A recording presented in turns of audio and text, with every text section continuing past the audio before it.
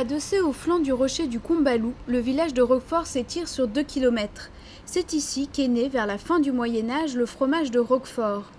Au cœur de la falaise se sont créées des caves naturelles où l'on trouve des fleurines, éléments indispensables à l'élaboration du Roquefort.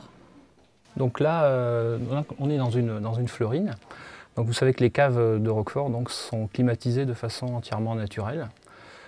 Donc la fleurine permet d'amener l'air frais dans la cave et de capter une faille. Et c'est dans cette faille-là que l'on va produire l'air frais et humide qui va venir réguler la température de la cave et permettre l'affinage du Roquefort. Les caves sont de véritables villes souterraines. Aménagées sur plusieurs étages, les pains de Roquefort arrivent en cave 8 à 10 jours après fabrication en fromagerie. C'est dans l'obscurité des caves que va se développer le Penicillium roqueforti. C'est ce champignon qui donne sa couleur bleue au fromage. C'est l'étape de l'affinage.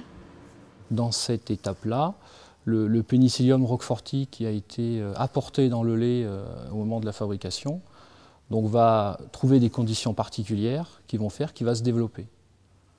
Et c'est ce Penicillium roqueforti qui va donner toutes les caractéristiques organoleptiques au produit que l'on connaît après en tant que Roquefort. À l'origine du Roquefort, il y a le lait de brebis cru et entier. Le lait provient uniquement des brebis de la race Lacaune, une race qui a su s'adapter aux conditions climatiques rigoureuses de la région. Des brebis sous haute surveillance, un lait contrôlé quotidiennement, des règles strictes qui assurent la qualité du produit.